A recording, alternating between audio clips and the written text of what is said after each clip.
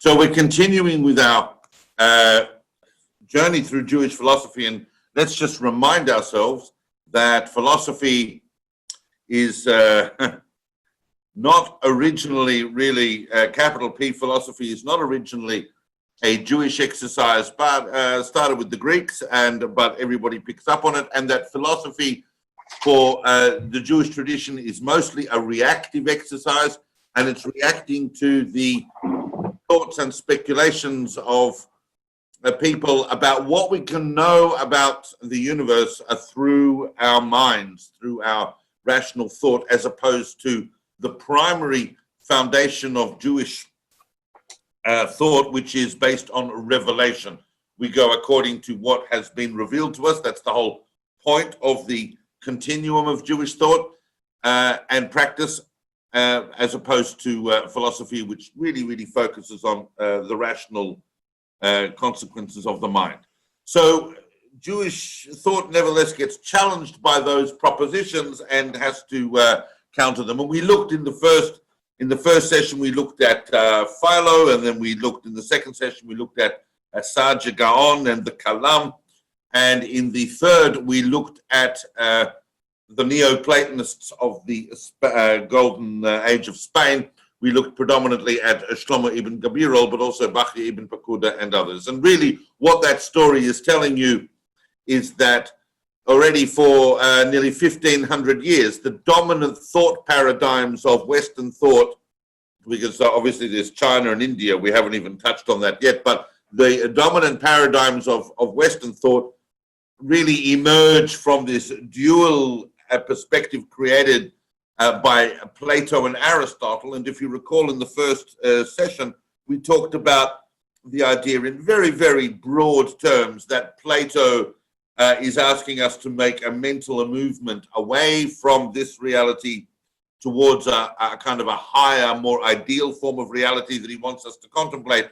And Aristotle is going, don't worry about too much what's happening up there.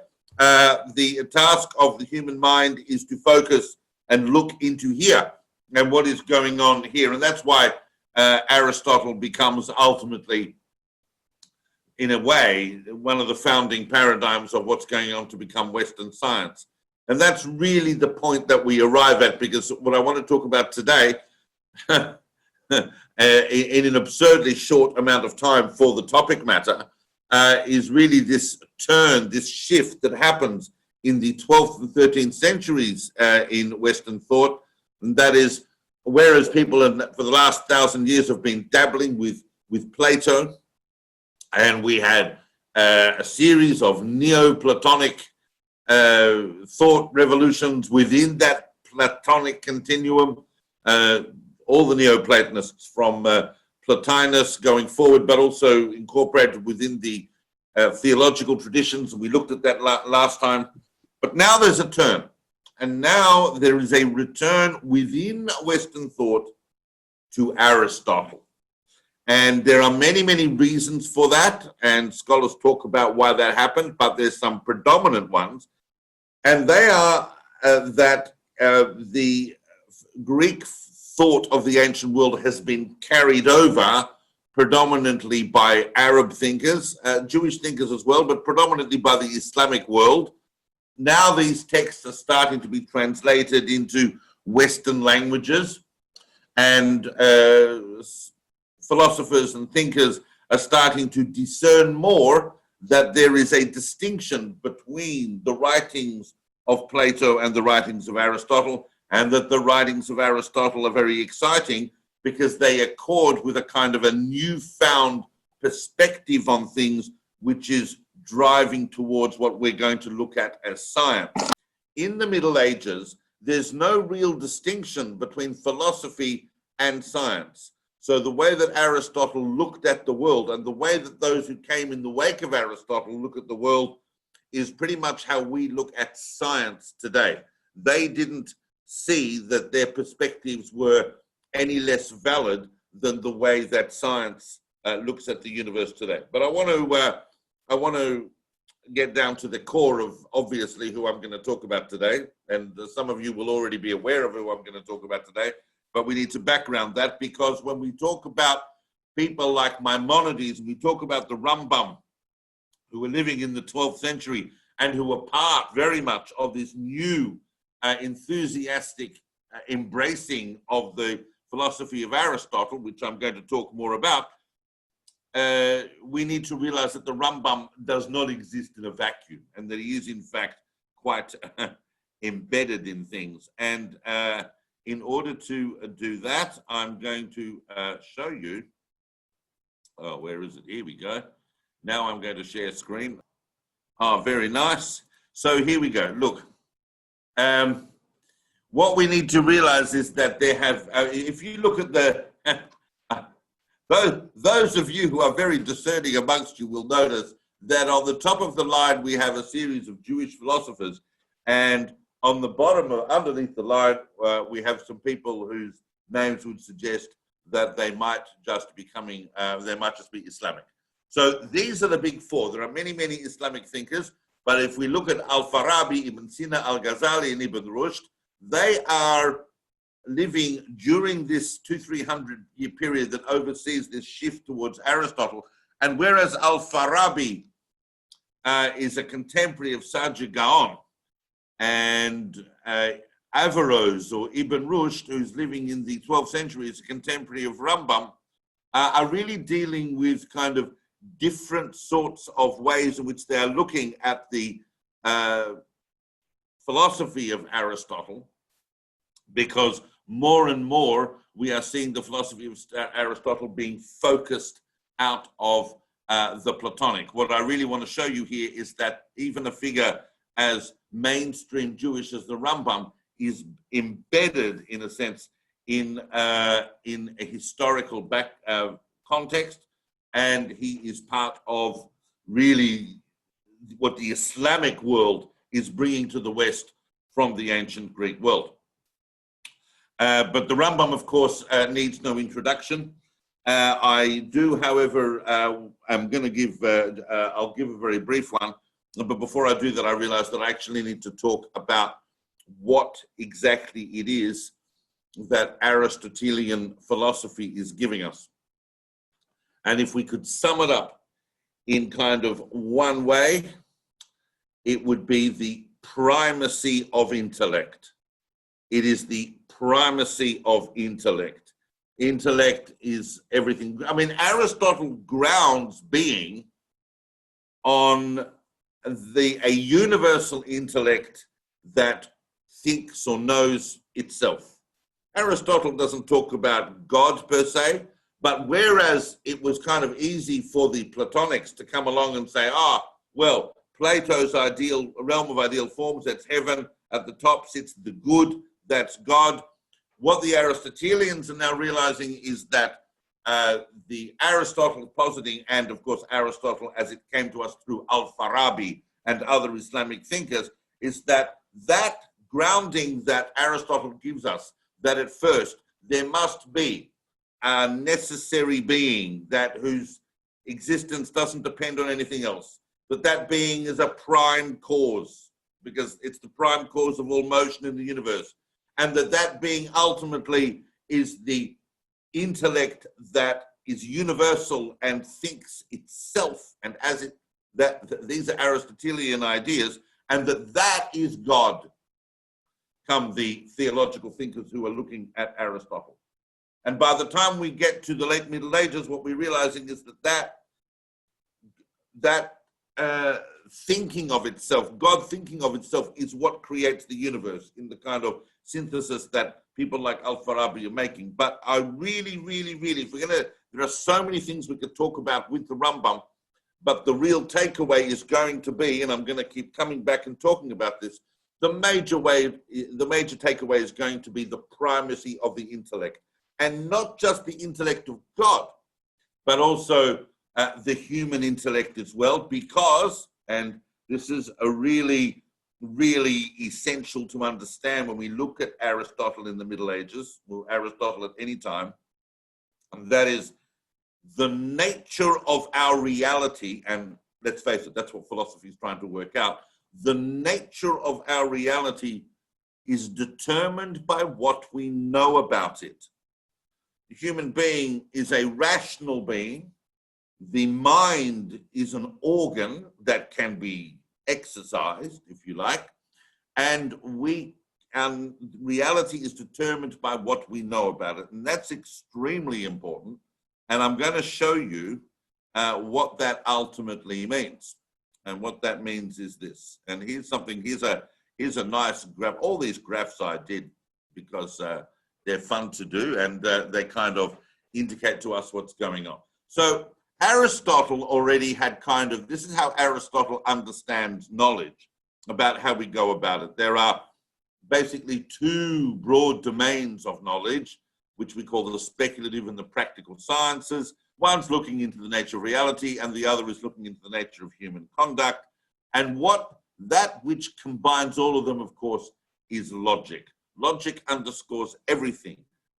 Our investigations into the nature of reality have kind of physics, mathematics, metaphysics, all of these speculative ideas, and logic is also going to determine our understanding of ethics, our understanding of economics, and our understanding of politics. Interestingly enough, in the Middle Ages, although people as philosophies in the speculative realm and the scientific realm are very Aristotelian, in politics, everyone's still going very much with Plato.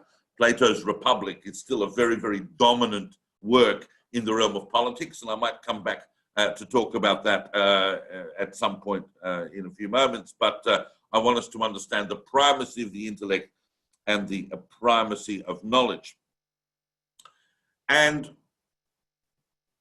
it all matches up. By the time you get to the High Middle Ages, the 12th and 13th centuries, speculations about metaphysics and about the cosmology of the world and our observations of the world kind of match up. And here's what this means. There's one more graph I want to show you in order for us to understand really how the Aristotelian universe is being encapsulated in the Middle Ages. And that is that Aristotle and those subsequent to Aristotle thinking within the Aristotelian tradition begin with the idea of an immovable prime mover who is not contingent upon anything else, who contemplates and thinks itself, and in thinking itself generates other intellects and other forms. We can see that that is already starting to get a bit of a Neoplatonic synthesis, because they're already emanating other intelligences. And here's what it looks like. This is very, very broad. This diagram I'm going to show you now, but it will give you an idea. 1 second, where are we going? Okay, we're going to go there. Then we're going to go here, and we're going to go here. Now look at this. Look at this. Let me explain this. All of this, by the way, is by way of introduction to what I need to talk about today. So we have to do this quickly. But the basic picture is that we've got the prime mover here, and the self-knowing intellect that generates celestial intelligences. Now, the lowest of those celestial intelligences is what is called the active intellect. That is, in a sense, is that which creates and causes knowledge to come into where we live, which is the sublunar abode. There's different opinions as to whether these particular spheres, these pure intelligent spheres, are above the planets and the circles and the spheres of the planets and the stars as we know them, or whether they can be identified with the spheres of the planets and the stars, bearing in mind that it's not just Aristotle who's contributing to this model, and it's not just Islamic thinkers who are coming after Aristotle, it's also Ptolemy as well, that whole picture of the universe, but it all, that emerges to us from the ancient world, but it all matches up, because what we can perceive of the universe these spheres that surround us, and we can see planets and stars, and they all move around us. Obviously, the Earth is in the middle, in the center of this picture. As they move around us, they seem to reflect these divine, unchanging circumstances that happen in the celestial realm.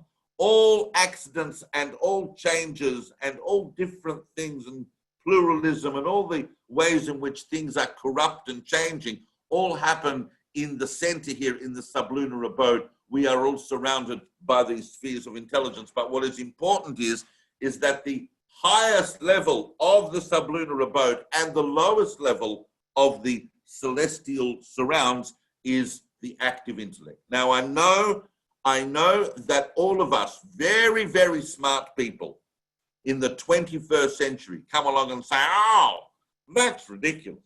That's your picture of reality. That's it. You've got spheres, and then you've got a divine intellect happening, and it all looks a bit silly. But 800 years ago, that is not silly at all, because it seems to be the case. They can plot the divine spheres as they move around. Those divine spheres carry a certain type of intelligence that is perfect, that is unchanging. All change happens only here. And the intellect of God spills over into the sublunar realm via the active intellect. So that's the basic picture. And now really what the big takeaway that we need to look at now is, if I've got science, and this is a question that doesn't go away, there might be some details that get changed over the last 800 years, but some things don't go away. And that is the challenge of saying, okay, here's Aristotle's universe. This is what makes sense. You've got the Torah. Now, why am I going to obey the Torah when it doesn't necessarily seem to reflect these amazing discoveries and realizations that I'm getting through understanding the universe as per Aristotle v'chaverav? And especially once I have Ptolemy, I have all my scientists, my astronomers, my observers, everything seems to tell me that the universe is like this. Aristotle is also telling me everything I need to know about politics and everything I need to know about economics. He's telling me everything I need to know about the physical universe, the metaphysical universe. Aristotle was a complete system. And what do I need the Torah for? So the first thinker that I want to talk about today, having given that quite long introduction, because now we're able to understand what these challenges are, is Avram ibn Daud, who is really would have been a lot more famous if not for the career of the Rambam, because the Rambam's career kind of eclipsed him. But he's kind of like the first person who's coming along and saying, well, wait a minute, we don't have to try and reconcile scientific philosophy with Judaism, because that harmony is not only essential, absolutely essential, because we need to understand that we're going to take the premises that Aristotle gives us and regard them as correct, that human beings are rational beings, that they have an intellect, that they are capable of understanding the world around them and need to understand the world around them. That's not inconsistent with Judaism, because in fact Judaism is philosophy, and Aristotle and all of philosophical traditions are over time gradually evolving into Judaism itself. Judaism is a rational philosophy. In his famous book, Emunah Ramah, he tells you that philosophy is basically evolving into Judaism. And therefore, our understanding of the harmony between philosophy and Torah is essential. Avram ibn Daud is going into a great many other things, but I don't have time to go into that right now. But it's essential for us to take away that basic idea that what he shows us is that already in the 12th century, there are efforts to try and reconcile it, and those efforts are doubling down. They're not just saying that it's possible to reconcile the two. It's telling us that those two are the same thing, that Judaism is just an extremely enlightened philosophy, and the rest of the world is just taking its time to catch up. Obviously, Ibn Dawood had read some previous philosophers. He read Saadia Gaon, he thought that was okay, but he read Shlomo ibn Gabirol, who you would recall from a couple of weeks ago, the great Neoplatonic thinker dealing with form and matter. He thought that was absolute nonsense. He threw his copy of Fons Vitae in the bin, and he said, oh, what are we concerned about what's going on up there with form and matter and these things? It's all about down here, and it's all about science. And until we understand that Judaism is a science, we're not going to get anywhere. And that's really, really what posits. Judaism is a science. Now, however, we need to get to terms with the big one. And the big one is born, as you would famously know, in Cordova in the 1130s. That's Moses, the son of Maimon. His father was one of the chief rabbis of Cordova.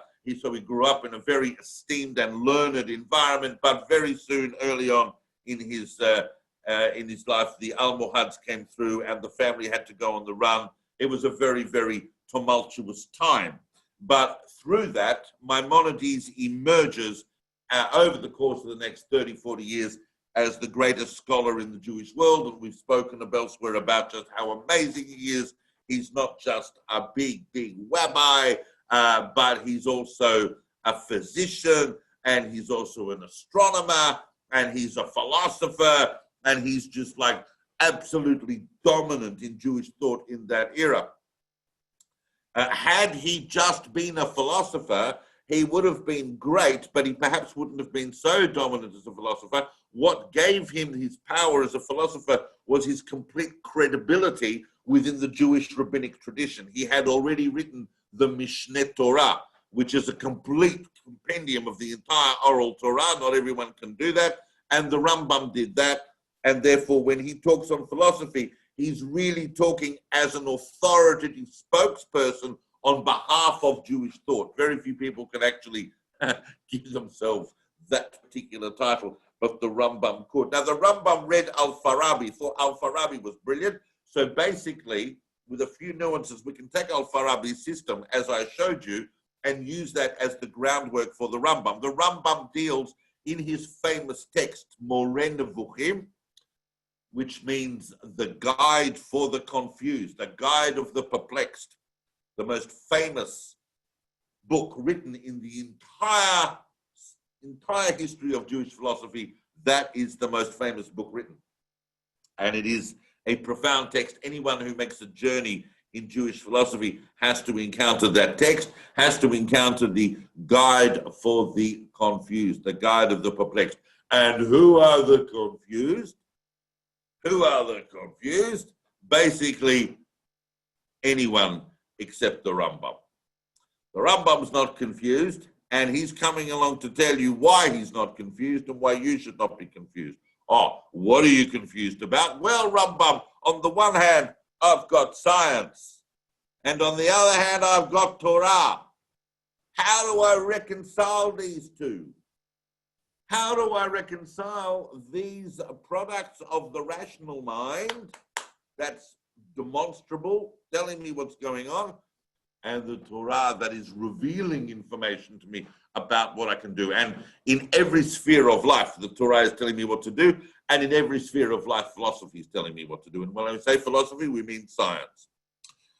And some of you would be aware that that question, how do we reconcile science with Torah, has never really gone away. And therefore, the Moreh Nevuchim remains an important text, even though the Rambam's answers to those questions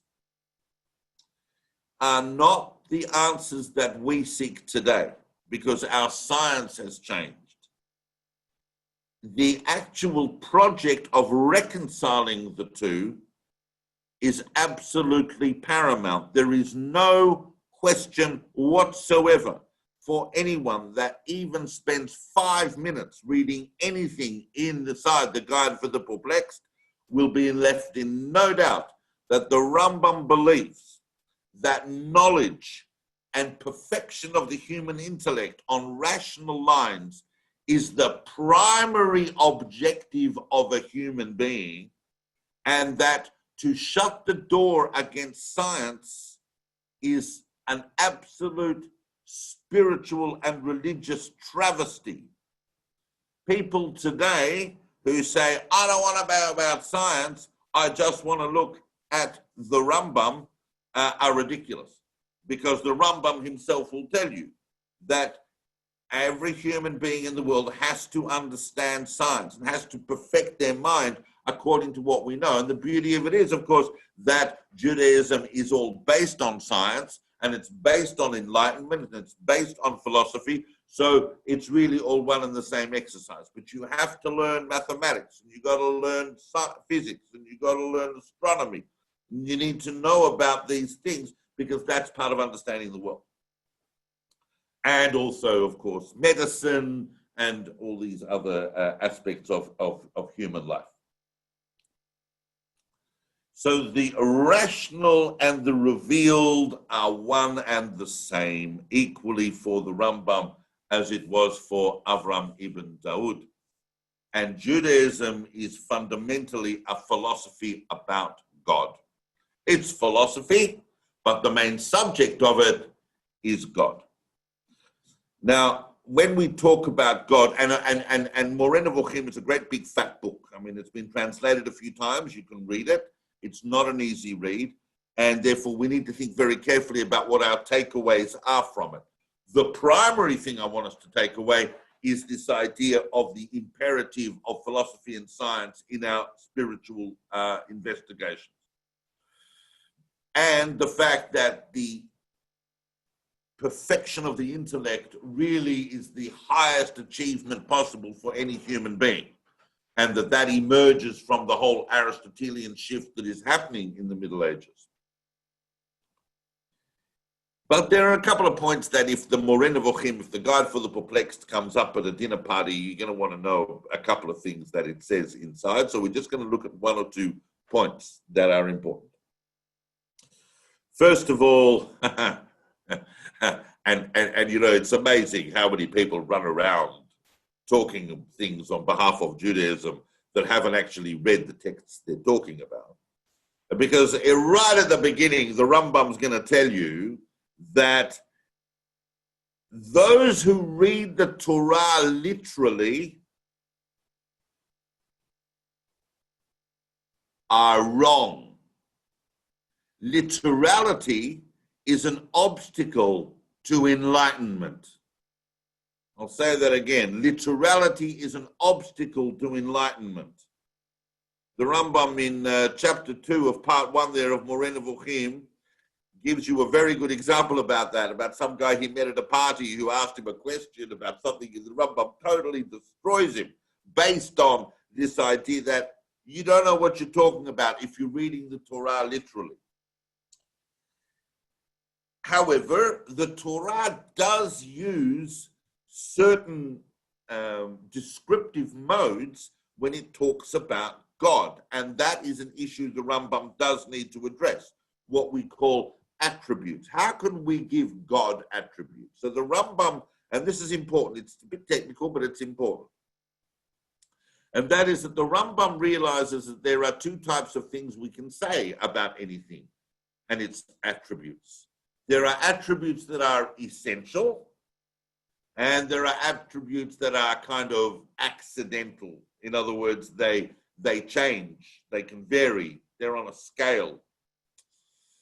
When we talk about accidental things about God, we are talking about the way God is active in the world. These are active attributes. And we can talk about saying, you know, God acted mercifully, God acted with judgment, God acted here, God acted there, that's fine. But when we talk about what God is, in essence, we can only say what God is not. And the way that works is it's like a double negative. If we want to say God is mighty, we can't say God is mighty because any attribution like that is comparative to us. And God's not even on the same scale as us. So we say something like, God is not lacking in power. God is not lacking in wisdom. God is not lacking in goodness. God is not lacking in mercy. Anything we're saying about the essence of God must be expressed in that kind of what we call via negativa, in a kind of negative way. That means that God, in essence, is completely removed from any attempt of human language to be able to encapsulate what God actually is. This is extremely important to understand because subsequent Jewish thought is going to have to cope with just how far the Rambam put God, in essence, away from us. But it's okay because we have access to God via the active intellect. And the more we perfect ourselves through our intellect, the more enlightened we're going to become and the more spiritual we're going to become as we exercise that human organ of the mind. The active intellect to the mind is a bit like the light to the eye. In the Middle Ages, they saw the eye as a thing that was capable of adapting to the shape of whatever it looked at. And so similarly, the mind is capable of perceiving form through the active intellect. But you need to exercise it. You need to exercise it. And in exercising it, as with anything, you perfect it. So it's all a very, very holistic system. The Rambam is extremely holistic in the way that he looks at the mind, the body, the world, and the whole cosmos. The Rambam also talks about the concept of tselem. So he says, okay, so we have this verse that human beings were created in the image of God. In the image of God. Well, of course, God doesn't have an image.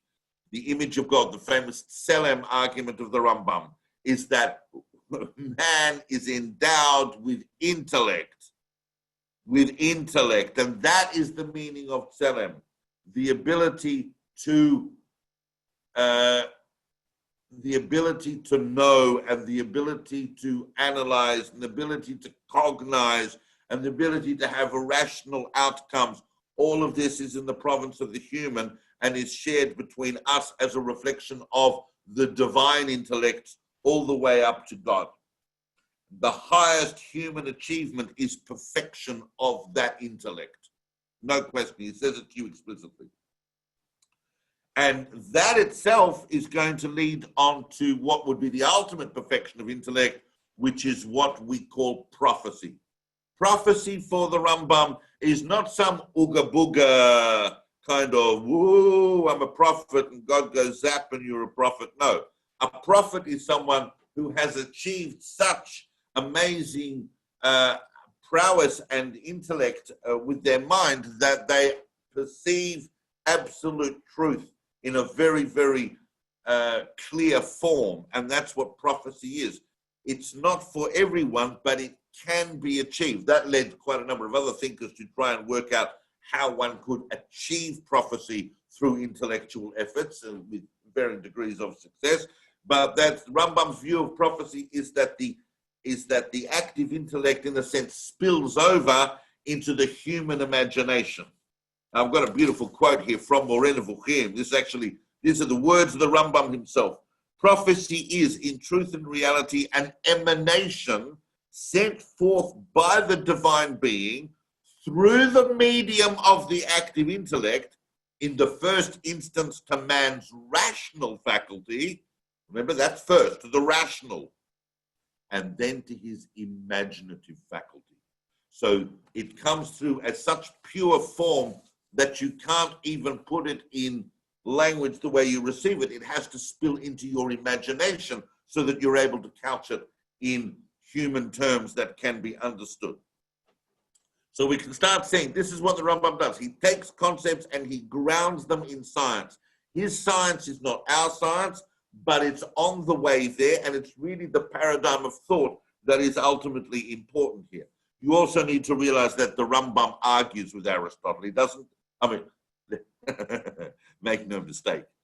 the Rambam is a massive fan of Aristotle.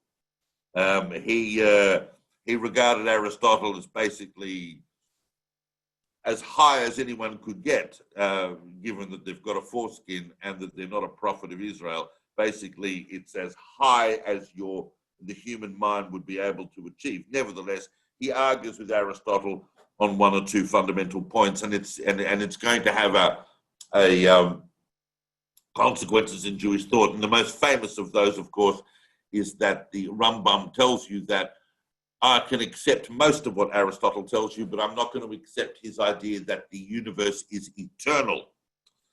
The Rambam believed, because he was told by the Torah, that the universe is created. And what he did was he didn't prove that the universe was created intellectually. He simply proved that Aristotle couldn't prove that it wasn't. Aristotle argued that the earth, that the universe is eternal. The Rambam says, all of those spheres that we can see, we don't know enough about them to be able to work out what accidents might be happening with them. So it would appear to the Rambam that the world was created because we don't know enough about it, and because I'm told by the Torah that it was created, we don't know enough to prove that it wasn't. Famously, it was Spinoza, about 500 years later, who came along and said, well, actually, if the Rambam knew what we know today, and this is Spinoza in the 17th century, if the Rambam knew what we knew today, he would have to agree with Aristotle that the universe is eternal. That argument is still going on, and it doesn't keep too many people awake at night, whether the earth is eternal or whether it's not, whether the universe is eternal or not eternal, and who was right, the Rambam or Aristotle. But it's an important thing to be aware of, that the Rambam is trying to reconcile Torah with science on the assumption that the Torah is an aspect of the active intellect coming into the world. But the Rambam was, I'm just looking at the time, the Rambam was also extremely controversial.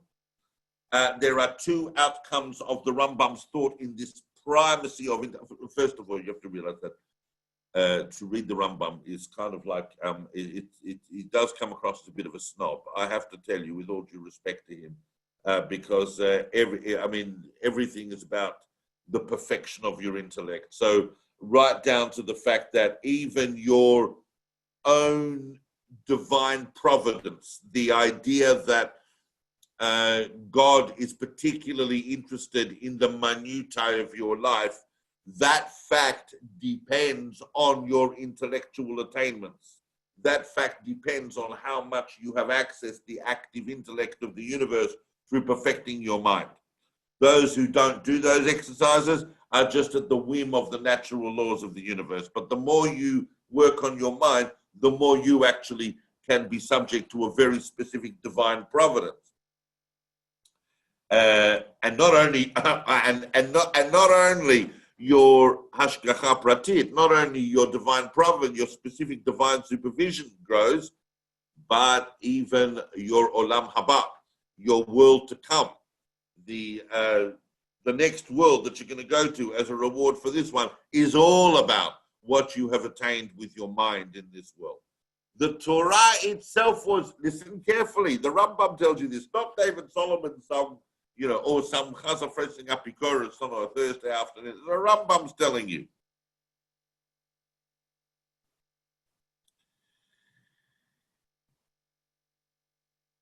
The Torah is for the masses. The mitzvot of the Torah are pathways to philosophical enlightenment. And that created a massive debate following the Rambam that ended up with philosophy being banned for a while, because people were coming along and saying, oh, well, the Rambam's told me that the mitzvot of the Torah are pathways to philosophical enlightenment. And I feel already pretty enlightened, so I don't exactly need the mitzvah. That's a very, very big outcome of the Rambam that people were arguing about for a long time. Obviously, the Rambam is telling you need to keep mitzvot. He's just saying that the Torah is really a kind of a container born of the imaginative faculty of the prophets in order for people to gain that level of enlightenment, but it's actually founded on effectively intellectual principles. The other thing the Rambam is telling you that caused a big faribel for a lot of people is that the resurrection of the dead, which the Rambam said was one of the principles of Judaism, and we're going to talk a little bit more about that next week, but that he said was a principle of Judaism, and people go, oh, well, very good, Rambam, that's very orthodox, that's exactly right. However, says the Rambam, not necessarily happening in a body, because at the end of the day, what's important? The intellect.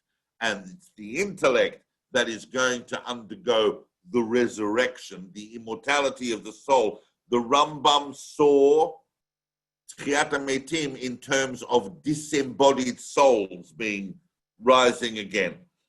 In contrast, famously, to the Ramban and other thinkers who said that no, resurrection happens in the body. These, once again, not big ideas that keep people awake at night today, but in the Middle Ages, trying to ground the Torah on science was an incredibly important exercise for people that were living in a world that was starting to become intellectually and aware of it. So remember that the science of the Middle Ages, while it doesn't compare to the science we talk about today, nevertheless provided the grounding in mathematics and in observation that is going to create the modern world.